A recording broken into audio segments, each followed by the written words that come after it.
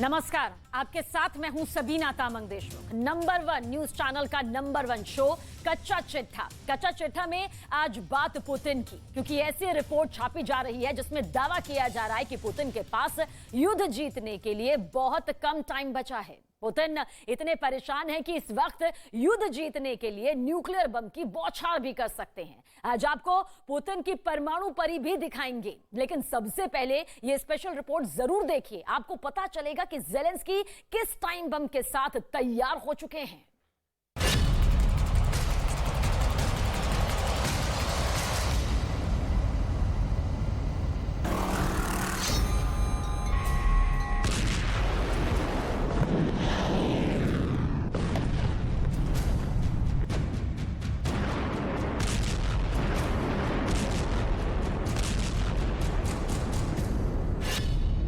Atom bomb के धमाके से जंग खत्म कर सकते हैं पुतिन।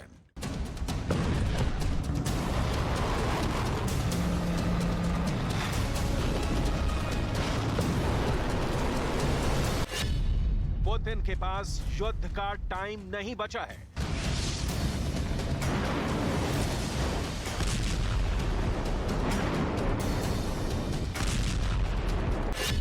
पुतिन इसलिए एटमी हथियार टेस्ट कर रहे हैं।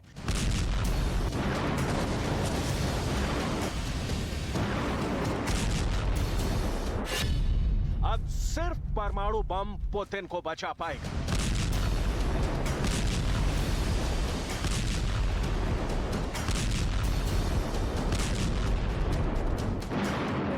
यूक्रेन युद्ध बेकाबू हो चुका है। बेहिसाब बारूद बरस रहा है।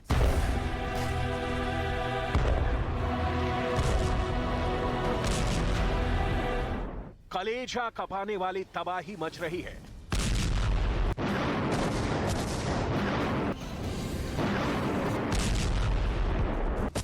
यूक्रेन के पलटवार ने युद्ध को आउट ऑफ कंट्रोल कर दिया है। यूक्रेन एक झटके में रूस के हजारों सैनिकों को मौत के घाट उतार रहा है।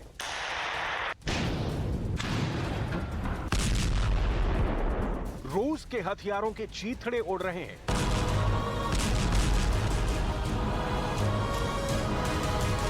रूस कई फ्रंट से पीछे हट रहा है।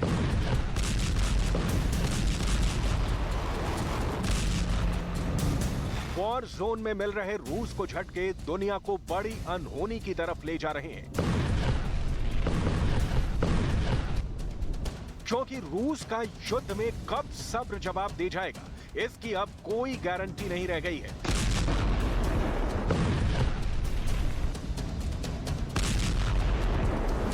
प्रेसिडेंट पुतिन पैनिक बटन दबाने को मजबूर हो चुके हैं,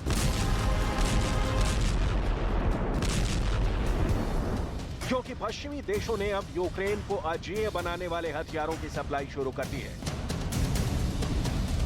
यूक्रेन के राष्ट्रपति ज़ेलेंस्की की इमोशनल डिप्लोमेसी पुतिन पर बहुत भारी पड़ रही है। नई जानकारी के मुताबिक फ्रांस यूक्रेन को एयर शील्ड का तोहफा दे सकता है। ज़ेलेंस्की ने इमैनुअल मैक्रो से इस बाबत बात कर ली है।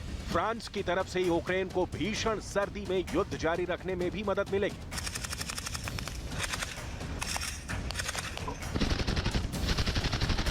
Говорив з президентом Франції Еммануелем Макроном, подякував йому за вже надану підтримку та поінформував про наші нагальні потреби, передусім в обороні. Повітряний щит для України має бути. Сьогодні це чітко прозвучало. Домовились провести дві дуже важливі події. Перша в грудні у Франції предметно щодо усіх викликів зими, від енергетики до фінансів, від зброї до захисту неба. А друга подія, щоб зібрати бізнес Франції, допомагати Україні. युद्ध के मैदान में मात खा रहे रूस के लिए यूक्रेन को मिल रही विदेशी मदद जख्म पर नमक छिड़कने का काम कर रही है। पुतिन पहले ही साफ कर चुके हैं कि यूक्रेन की जितनी मदद की जाएगी, युद्ध का दायरा उतना ही बढ़ता जाएगा।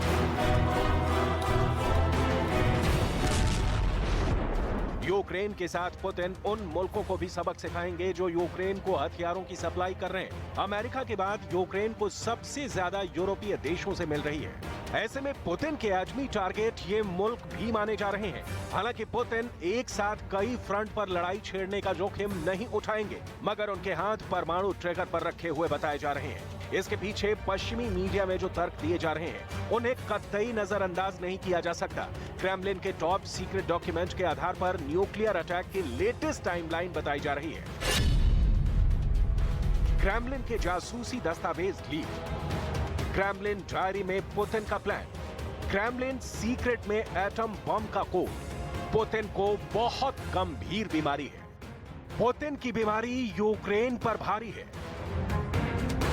दस्तावेज है, तस्वीरें हैं, पुतिन के कई वीडियो हैं, पुतिन की चाल ढाल और युद्ध शुरू होने से अब तक पुतिन के बीते हर दिन का हाल, पुतिन की सेहत से जुड़े हर पहलू पर बारीकी से नजर रखने के बाद यह नतीजा निकाला गया है कि पुतिन के पास बहुत कम वक्त बचा है। पुतिन बहुत जल्द इस युद्ध का द एंड करने के मूड में आ चुके हैं, क्योंकि अगर उन्होंने ज्यादा देर की तो मुमकिन है कि पुतिन रहें या ना रहें, ये युद्ध जारी रहेगा।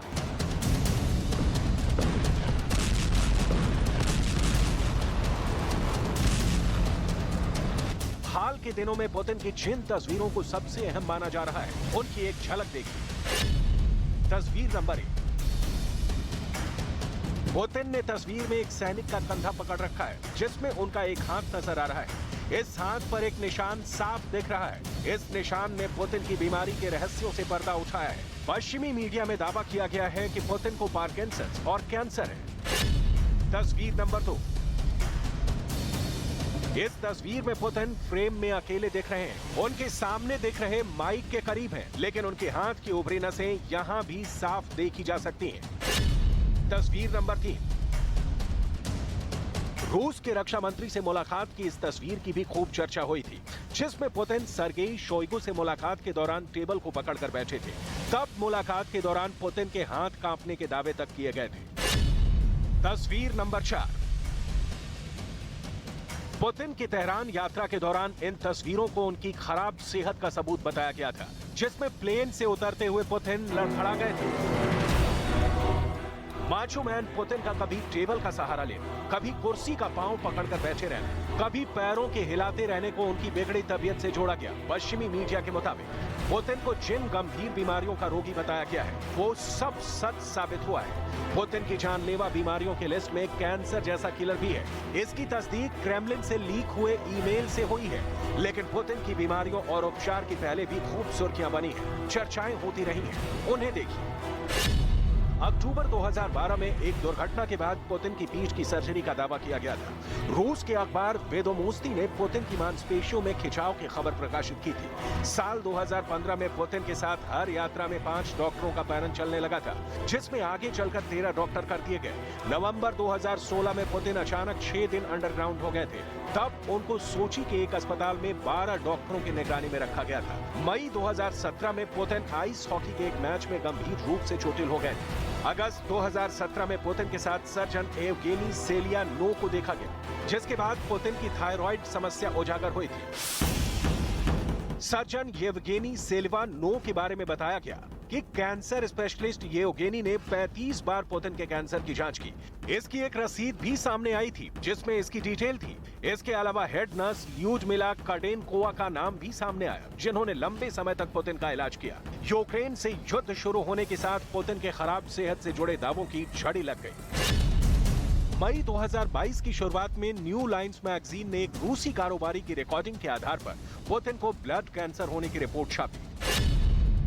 मई 2022 में यूक्रेन मिलिट्री इंटेलिजेंस ने पुतिन के पैनक्रियाज में कैंसर का दावा किया। ब्रिटेन की खुफिया एजेंसी MI6 के जासूस रिचर्ड डियरलो ने पॉडकास्ट में 2022 के आखिर में पुतिन की मौत की आशंका जताई। इतना ही नहीं, रूस में मौजूद ब्रिटिश जासूस क्रिस्टोफर स्टील ने पुतिन के तेजी से बीमार होने का दावा किया।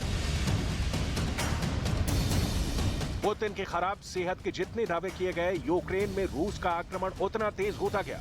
क्रेमलिन से तमाम दावों को खारिज भी किया गया, मगर नया दावा क्रेमलिन से लीक ईमेल के बिना पर किया गया है, जिसमें लिखा गया है पुतिन नियमित रूप से सभी प्रकार के भारी स्टेरॉयड और दर्द निवारक इंजेक्शन ले रहे हैं। पुतिन के पैनक्रियाज में कैंसर से उनकी जान बचाई जा सके। पुतिन को इंजेक्शन लेने में बहुत दर्द होता है, इंजेक्शन से उनके चेहरे पर सूजन और अन्य दुष्प्रभाव देखे जा सकते हैं। मगर रूस के इन दावों पर किसी को यकीन नहीं है। वजह है पुतिन की यह अवतार। पुतिन जैसे माचो लीडर जिनको दुनिया के सबसे फिट नेताओं में गिना जाता है, अगर पुतिन के बारे में दावा किया जाता है कि वो कैंसर से पीड़ित है, तो ये सवाल भी लोगों के मन में उठेंगे कि आखिर पुतिन इतने फिट कैसे हैं? पुतिन मार्शल आर्ट और जूडो कराटे में ब्लैक बेल्ट है। पुतिन शेर का शिकार करते हैं। पुतिन स्कूबा डाइविंग करते हैं। पुतिन घोड़े की सवारी करते हैं। पुतिन की स्टाइलिश चाल भी कम रहस्यमयी नहीं। पुतिन की वॉकिंग स्टाइल कुछ इस तरह है। पुतिन का दायां कंधा झुका होता है। पुतिन का बायां हाथ स्विंग होता है और बाएं पैर से पुतिन बहुत तेज चाल चलते हैं। इसलिए पुतिन की फिटनेस पर शक करना नासमझी होगी।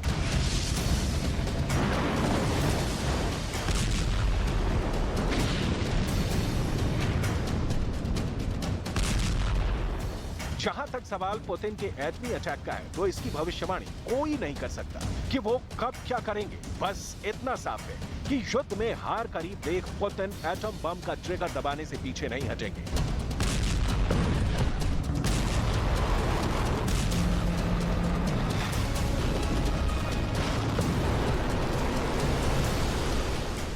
ऐसी धमकी उन्होंने खुद दी है। दुनिया ने देखा है कि पुतिन जो कहते हैं वो डेफिनेटली करते हैं।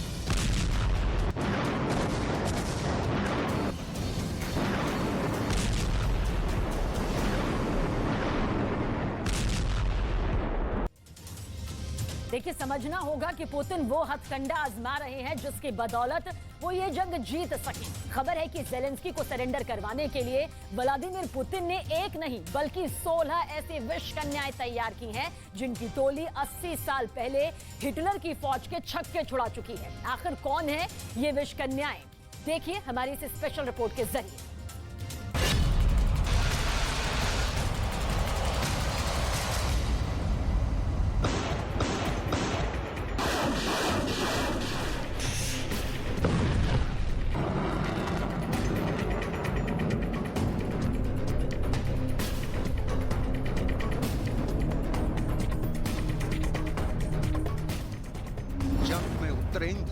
कातिल हसीनाएं।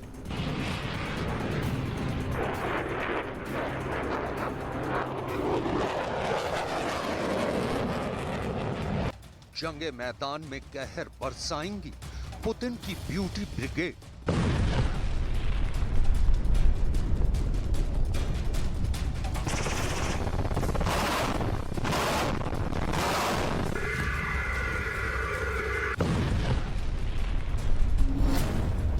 यूक्रेन को तबाह करेंगी रूस की परमाणु परियां।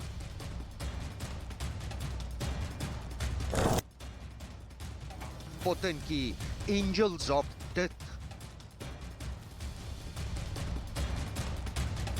दरअसल 1 से लेकर 16 तक की इस गिनती में एक ऐसा राज छिपा है जिसके बारे में जानकर आप हैरान रह जाएंगे। और ये वो गिनती है जो यूक्रेन के राष्ट्रपति व्लादिमीर जेलेंस्की के लिए एक बड़े सरदर्द का बायस बन सकती है। इससे पहले हम आपको रूस के राष्ट्रपति व्लादिमीर पुतिन के इस नए दांव से वाकिफ कराएं, उससे पहले इन तस्वीरों को गौर से देखिएगा। गहरे नीले रंग की ड्रेस में मार्च पास करती ये रूस की वो 16 चुनिंदा महिला पायलट हैं जिन्होंने बस अभी अभी अपनी ट्रेनिंग पूरी की है। दूसरे विश्व युद्ध के बाद ये पहला मौका है जब रूस की वायुसेना में एक बार फिर महिला पायलटों की भर्ती हुई है।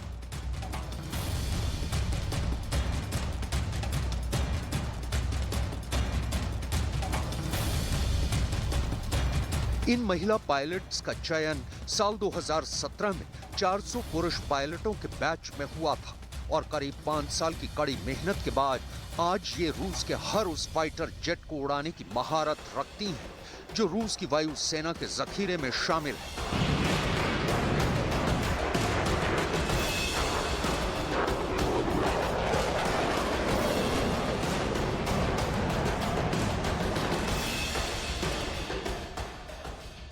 इतना ही नहीं, ये तमाम महिला पायलट रूस के न्यूक्लियर बॉम्बर्स को भी उड़ाने में माहिर हैं।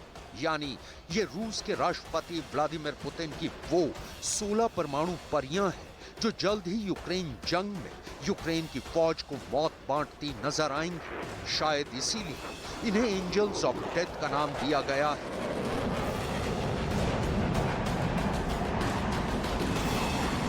इन सभी महिला पायलट्स ने रूस के सिरोव हायर मिलिट्री एविएशन स्कूल से अपना कोर्स पूरा किया है और इनकी पासिंग आउट परेड यूक्रेन की सरहद के करीब रूस के शहर क्रास्नोदार में हुई।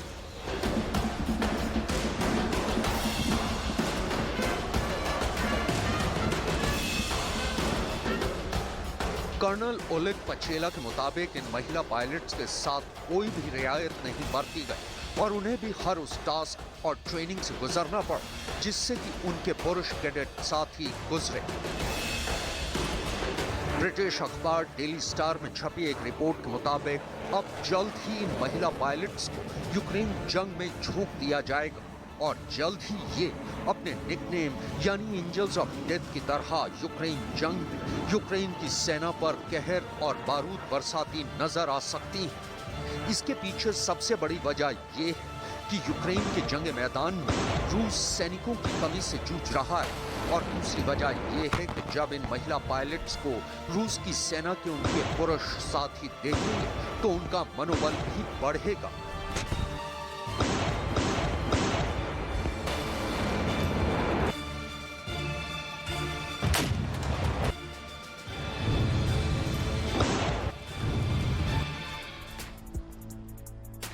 ये पहला मौका नहीं है जब महिलाओं को रूस की वायुसेना में शामिल किया गया है। दरअसल दूसरे विश्व युद्ध के दौरान पहली बार सोवियत रूस वायुसेना में महिला पायलट्स को शामिल किया गया था। उस दौर में सोवियत रूस के तत्कालीन राष्ट्रपति जोसेफ स्टालिन ने इसकी मंजूरी दी थी और दूसरा विश्व युद्ध खत्म होने तक सोवियत रूस की वायुसेना में 23 ऐसी महिला पायलट शामिल थी जो नेशनल हीरो बन चुकी थी। जर्मनी की नाजी आर्मी ने सोवियत रूस की इन महिला पायलट्स को नाइट विचेस का नाम दिया था।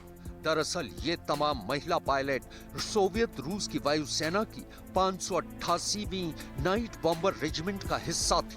बाद में इस रेजिमेंट का नाम बदलकर 46 तमन गार्ड्स बॉम्बर रेजिमेंट रख दिया गया था। मारिना रस्कोवा ने सोवियत रूस की पहली महिला बॉम्बर रेजिमेंट की बुनियाद रखी थी।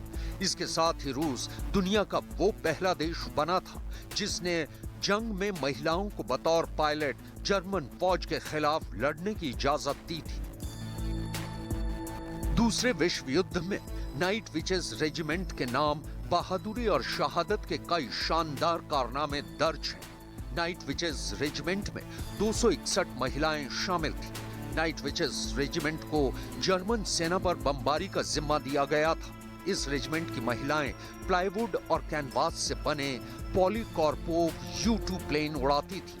दूसरे विश्व युद्ध के दौरान इस रेजिमेंट की महिला पायलटों ने 23,000 सॉर्टीज भरी।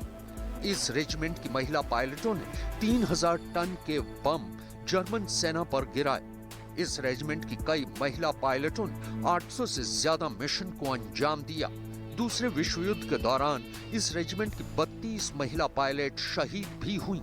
इस रेजिमेंट की 23 महिला पायलटों को हीरो ऑफ द सोवियत रूस के खिताब से भी नवाजा गया था।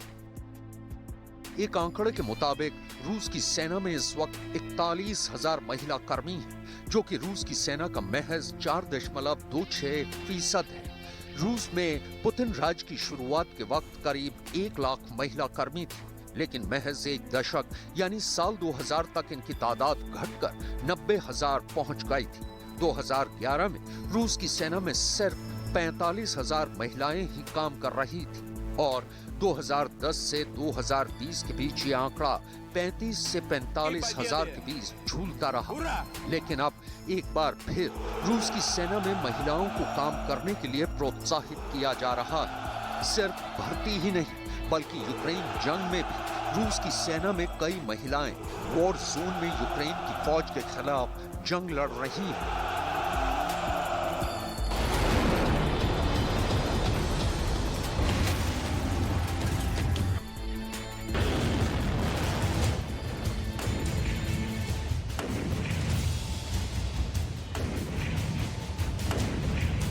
और इन्हीं में से एक थी वेलेंटीना गलातोवा। मई 2022 में 27 साल की वैलेंटीना की मारियोपोल की लड़ाई के दौरान मौत हो गई थी। न्यूयॉर्क पोस्ट में छपी एक खबर के मुताबिक वैलेंटीना के पति भी रूस की सेना के लिए डोनेत्स्क में साल 2019 में लड़ते हुए मारे गए थे।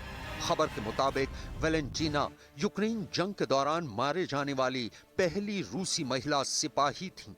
वैलेंटीना की मौत को रूस ने कई दिनों तक दुनिया से छिपा कर रखा था।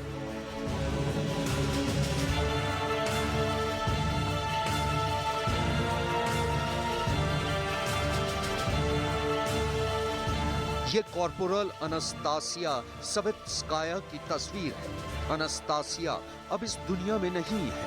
अनास्तासिया रूस की दूसरी महिला सैन्यकर्मी थी जिनकी मौत जुलाई 2022 में यूक्रेन जंग के एक वॉर फ्रंट पर हुई थी। ब्रिटिश अखबार डेली मेल में छपी एक खबर के मुताबिक अनास्तासिया यूक्रेन जंग में अपनी मर्जी से शामिल हुई थी।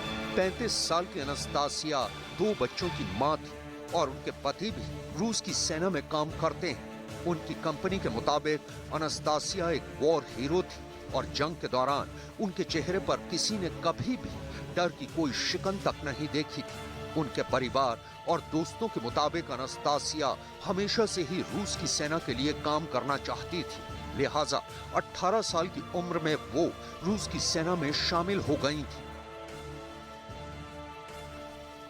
ये तस्वीर रूस की सेना की महिला अधिकारी लेफ्टिनेंट कर्नल ओल्गा काचुरा की है। अगस्त 2022 को यूक्रेन जंग के दौरान लेफ्टिनेंट कर्नल ओल्गा काचुरा की भी मौत हो गई थी।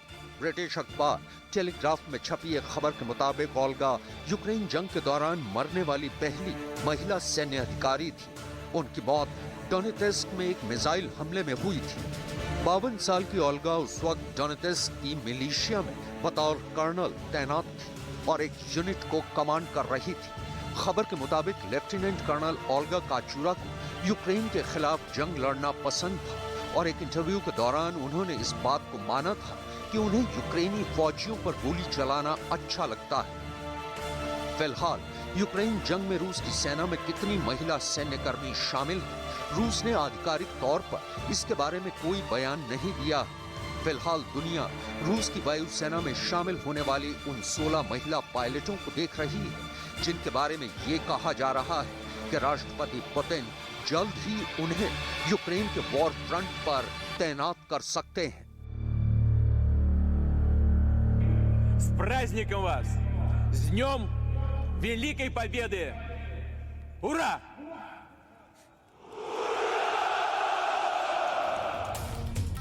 परमाणु बम का खतरा भी है। पुतिन की परमाणु परियों की नई फोर्स भी तैयार है, लेकिन एक युद्ध की जमीन अगले 48 घंटे में एक बड़े मिसाइल हमले से तैयार हो सकती है। 48 घंटे में यूक्रेन से भी बड़ा युद्ध शुरू हो सकता है और यहां भी अमेरिका और रूस आमने सामने होंगे। इसकी पूरी आशंका साफ साफ नजर आती है।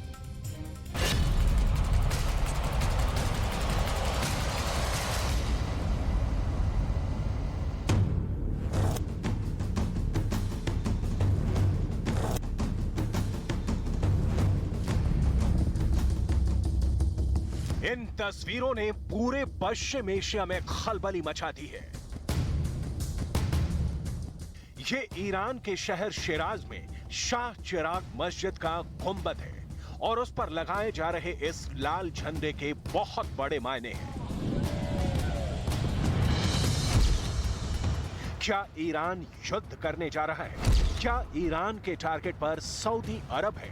क्या ईरान एक बार फिर अमेरिका के मिलिट्री अड्डों पर मिसाइल बरसाएगा या फिर ईरान इजरायल को जड़ से मिटाने वाली अपनी प्रतिज्ञा पूरी करना चाहता है? ये सवाल इसलिए क्योंकि ठीक शिराज की तरह 2020 में ईरान के कूम शहर में जामकरन मस्जिद के गुंबद पर फहराया गया था लाल झंडा।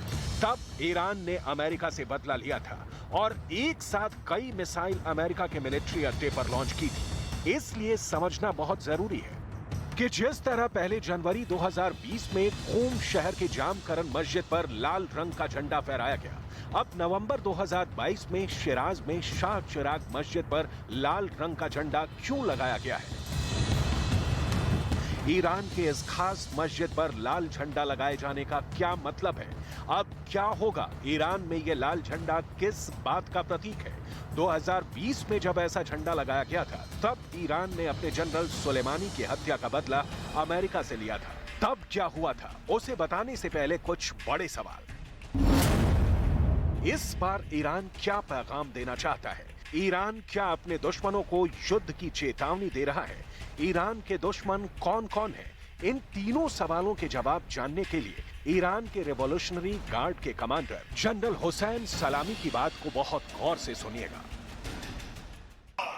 इस्राइल, इंग्लिस, खुसूसन अरबिस्तान सऊदी, रजीम पोसीदे सऊदी هشدار میدهم یک بار دیگر گفتم با همین جوانان به سراغ شما خواهیم آمد شما را رها ईरान के जनरल हुसैन सलामी की चेतावनी 4 देशों के लिए है, अमेरिका, इजराइल, ब्रिटेन और सऊदी अरब, और इन सभी को यह धमकी खुल्लम खुल्ला दी गई है। ईरान क्यों गुस्सा है? ईरान क्यों हमले की वार्निंग दे रहा है? ईरान के इस धमकी के बाद अमेरिका क्यों सहमा हुआ है? क्योंकि अमेरिका के विदेश विभाग ने सऊदी अरब को लेकर एक बड़ा अलर्ट जारी कर दिया है। Concerned about the threat picture, we are in constant contact through military, diplomatic, intelligence channels with the Saudis, and we won't hesitate to act in defense of our interests and our partners in the region. America बता रहा है कि Saudi अरब को खतरा है और इस वक्त पूरी दुनिया की मीडिया में भी इसी बात की चर्चा हो रही है। रॉयटर्स न्यूज एजेंसी बता रही है कि अमेरिका को सऊदी अरब की फिक्र सता रही है। वॉल स्ट्रीट जर्नल बता रहा है कि अमेरिका बहुत ज्यादा अलर्ट पर है। इजराइल का मीडिया छाप रहा है कि ईरान अमेरिका और इजराइल के खिलाफ all out drone war launch करने जा रहा है।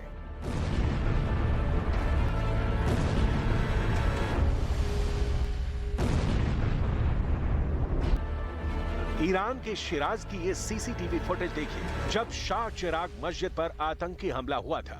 यह आतंकी AK-47 से गोलियों की बौछार कर रहा था। इस हमले में 13 लोगों की मौत हुई थी, जिसमें कई बच्चे थे। अब ईरान इसी हमले का बदला लेना चाहता है और ईरान के जनरल ने साफ कर दिया है कि उनके टारगेट पर कौन है।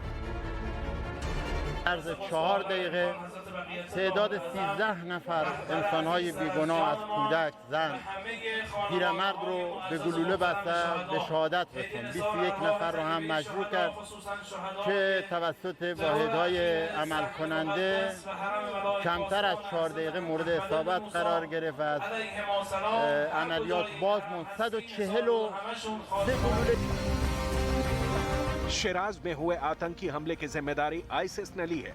ईरान का दावा है कि ऐसे आतंकी संगठनों को सऊदी अरब और इजराइल से मदद मिलती रही है। सवाल है, क्या ईरान सऊदी अरब या फिर इजराइल पर हमला करेगा? अगर ऐसा हुआ तो पश्चिम एशिया में एक बहुत बड़े युद्ध की शुरुआत हो जाएगी। सऊदी अरब ईरान के मुकाबले कैसी पावर है? क्या सऊदी अरब की फौज इस लायक है कि वो ईरान का मुकाबला कर सके? अगर ईरान ने अपने ड्रोन से सऊदी अरब पर हमला किया तो नतीजा क्या होगा? क्या युद्ध में सऊदी अरब ईरान को टक्कर दे पाएगा?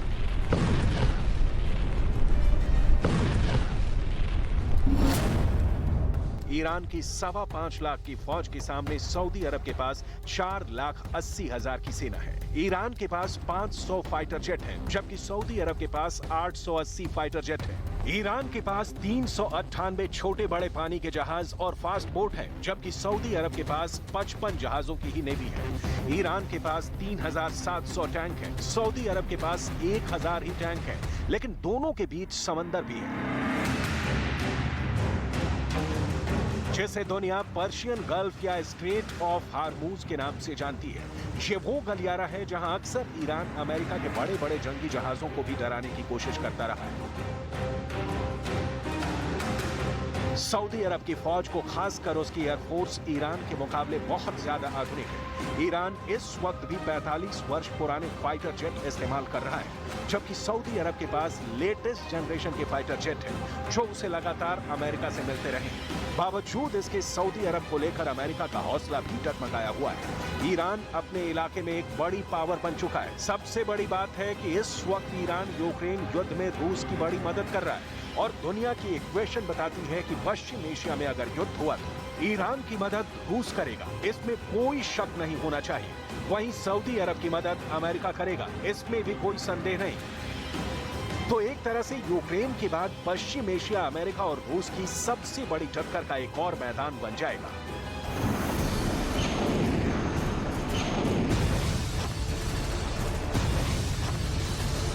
ईरान क्या वाकई शिराज में हुए आतंकी हमले का बदला लेगा?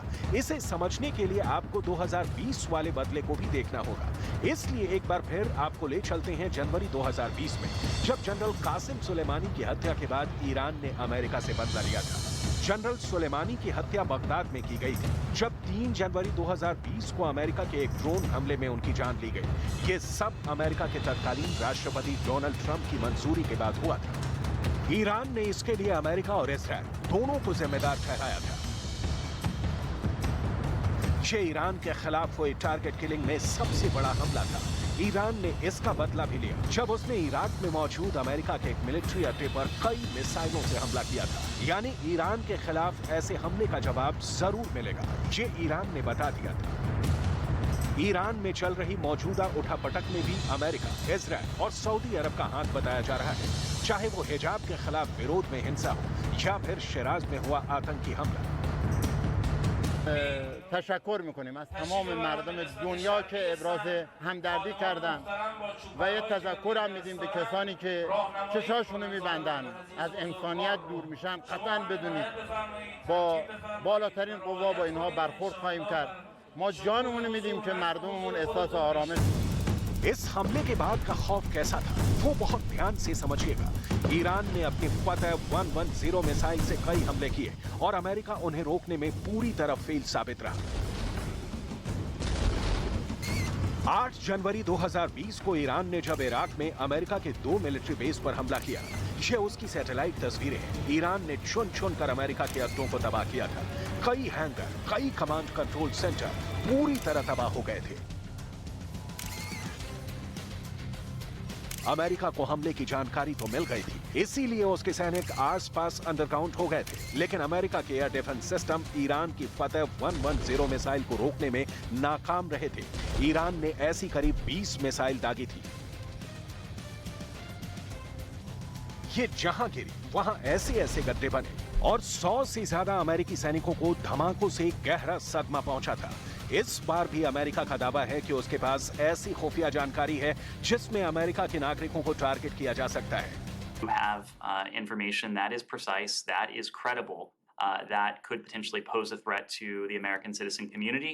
Of course, we will follow all obligations under that policy. लेकिन इस बार अमेरिका ईरान के डायरेक्ट टारगेट पर होगा, कहना मुश्किल है। ना ही ब्रिटेन के अड्डों पर ईरान की नजर टेढ़ी होगी। इस लिहाज से ईरान के इलाके में 2 सबसे बड़े दुश्मन ही हैं। पहला है सऊदी अरब और दूसरा है इजराइल। शिराज में हुए आतंकी हमले के बाद ईरान की पब्लिक भी चाहती है कि बदला लिया जाए। فتنه‌گرای داخلی و آشوبگرای داخلی هیچ صدمه‌ای نمیتونن به این انقلاب برسونن. این انقلاب به این راحتی به دست نیامده که به این راحتی از دست بره. ما ملت شهادتیم و از شهادت هم هراسی نداریم، نگران این نیستیم. هر چقدر به ایران صدمه بزنن. इजराइल के खिलाफ ईरान के सबसे बड़े समर्थक 2 मिलिशिया हैं। पहला है फिलिस्तीन का हमला और दूसरा है लेबनान का मिलिशिया हिजबुल्लाह। जबकि सऊदी अरब के अंदर टारगेट को निपटाने के लिए ईरान हूथी विद्रोहियों की मदद ले सकता है। ऐसा पहले भी आरोप लगा है जब 2019 में सऊदी अरब की तेल रिफाइनरी पर हूथी विद्रोहियों ने ड्रोन लॉन्च किए थे। तब पूरी दुनिया में तेल के दामों में अचानक खलबली मच गई थी और कहा जा रहा था कि तेल की सप्लाई लंबे वक्त तक बाधित हो सकती है। तब भी ऐसी रिपोर्ट आई थी कि ईरान ने अपने शाहिद 136 जैसे आत्मघाती ड्रोन इस्तेमाल किए थे। शाहिद 136 वो ड्रोन है जिन्होंने ज़ेलेंस्की को भी बुरी तरह डरा दिया है और वो तो अब इस ड्रोन की लाश के साथ यानी गिराए गए ड्रोन के साथ वीडियो रिलीज कर रहे हैं। Дякую вартовим нашого неба. Також дякую всім, хто долучився до збору коштів на ловців ось таких шахедів. Лише на платформі United24 це 665 тисяч людей з 70 країн світу. Спільними силами ми неодмінно будемо підрізати крила всім металевим потворам, скільки би і звідки би їх не летіло в напрямку України. शाहिद 136 ने पूरे यूक्रेन में जेलेंस्की की बाजी पलट दी है। अब उसकी लाश जेलेंस्की के कदमों पर पड़ी है और जेलेंस्की एक बार फिर पुतिन को चैलेंज कर रहे हैं। जेलेंस्की ललकार रहे हैं कि जितने हिटमैन रूस भेजेगा उनका यही हश्र होगा। ये पुतिन के हिटमैन को चुन चुन कर खत्म करने का खुल्लम खुल्ला वाला चैलेंज है। पुतिन के हिटमैन की लाश जेलेंस्की इसी तरह पूरी दुनिया को दिखाना चाहते हैं, लेकिन अब यही हिटमैन सऊदी अरब और अमेरिका के डर की बड़ी वजह बन चुका है। На 30 дронів захисники нашого неба не допустили прориву стерв'ятників ворога глиб країни і приземлили 23 шахеда. Крім цього, перетворено на металобрухт керовану авіаційну ракету Х-59, 2 ударних вертольоти К-52. शाहिद 136 वाकई बहुत खतरनाक ड्रोन है, जो अकेले हमला नहीं करता बल्कि एक साथ कई ड्रोन लॉन्च किए जाते हैं। ये आत्मघाती ड्रोन है। इन्हें ईरान का कामिकाज़े ड्रोन कहा जाता है, जो यूक्रेन की पोजीशन पर अटैक कर रहे हैं। देखा जाए तो ईरान अब सीधे तौर पर नहीं तो एक अलग मोर्चे पर अमेरिका को सबक सिखाना चाहता है और इसीलिए उसने अपनी ड्रोन वाली ताकत रूस को दी है। जब ड्रोन से अटैक होता है तो आसमान से तबाही बरसती है। यह इसका ओरिजिनल वीडियो है, लेकिन इस बार ईरान की नई मिसाइल जो यूक्रेन को लेकर भी चर्चा में है, उसे लेकर डर बहुत ज्यादा है। ये है फतह 110 मिसाइल। कहा जा रहा है कि ईरान अब ये मिसाइल रूस को भी सप्लाई करने जा रहा है। ऐसा दावा अमेरिका का भी है, इसलिए इस मिसाइल की बहुत ही बारीक बातें आपको बताते हैं।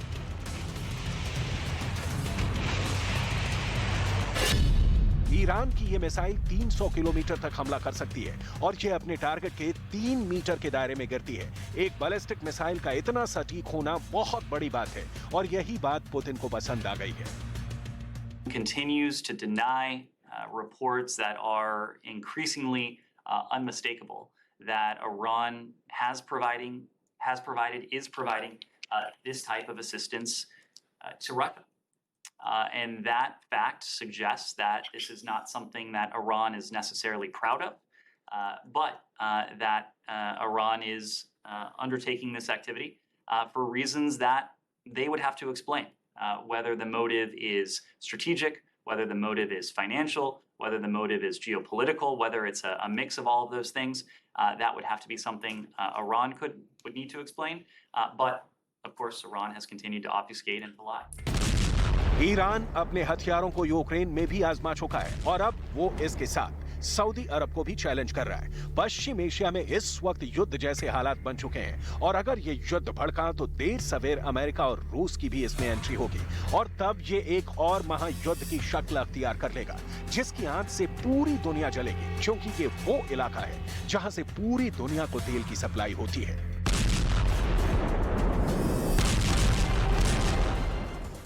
यूक्रेन, ईरान, ताइवान, इन तमाम देशों में तनाव के बीच सबसे बड़ा खतरा यही है कि दुनिया एक बहुत बड़ी जंग की तरफ जा रही है, लेकिन इससे भी बड़ा डेंजर बायोलॉजिकल वॉर का है। इस वक्त एक भविष्यवाणी दुनिया में बहुत तेजी के साथ वायरल हो चुकी है। इस रिपोर्ट को देखेंगे तो युद्ध और भी ज्यादा डरावना लगने लगेगा।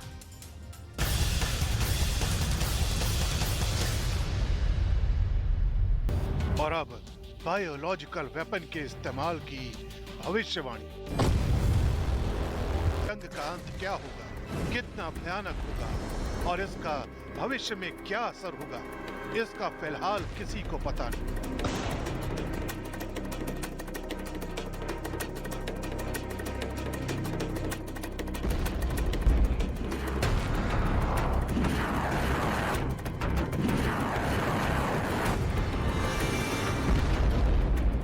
लेकिन सालों पहले दुनिया को अलविदा कह चुकी भविष्यवक्ता बाबा वेंगा को शायद सब पता है, क्योंकि रूस और यूक्रेन के बीच चल रही इस जंग के बीच बाबा वेंगा की एक और भविष्यवाणी का जिक्र किया जा रहा है। बाबा वेंगा की इस नई भविष्यवाणी के मुताबिक 2023 में बायोलॉजिकल वेपन का इस्तेमाल होने वाला है।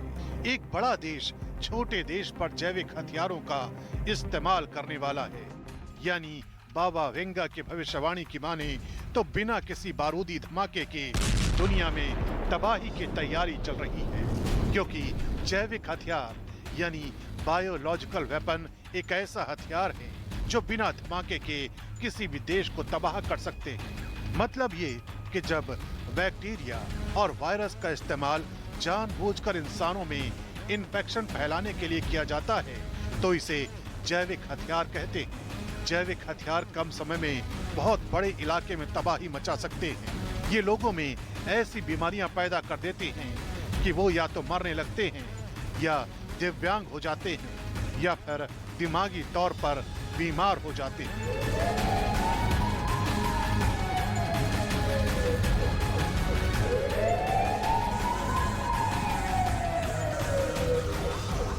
बुल्गारिया के भविष्यवक्ता बाबा वेंगा के बारे में दावा किया जाता है कि उन्होंने साल 2022 के लिए 6 भविष्यवाणियां की थी, जिनमें से 2 भविष्यवाणियां सच साबित हुई हैं। ये भविष्यवाणियां एशिया और ऑस्ट्रेलिया में बाढ़ बारिश के चलते भारी नुकसान से जुड़ी हुई थी। इतना ही नहीं, बाबा वेंगा ने अमेरिका पर 9/11 के हमले को लेकर सालों पहले भविष्यवाणी कर दी थी, जो सच साबित हुई थी। यही नहीं, थाईलैंड में सुनामी को लेकर बाबा वेंगा की भविष्यवाणी साल 2004 में सच साबित हुई। प्रिंसेस डायना की मौत को लेकर बाबा वेंगा ने भविष्यवाणी की थी, जो सालों बाद सच साबित हुई। सोवियत यूनियन के टूटने के सालों पहले बाबा वेंगा ने बता दिया था कि आगे चलकर सोवियत यूनियन का विघटन हो जाएगा। इसके अलावा बाबा वेंगा ने बताया था कि अमेरिका के 44वें राष्ट्रपति अफ्रीकी अमेरिकी मूल के होंगे। उनकी ये भविष्यवाणी भी सच साबित हुई थी।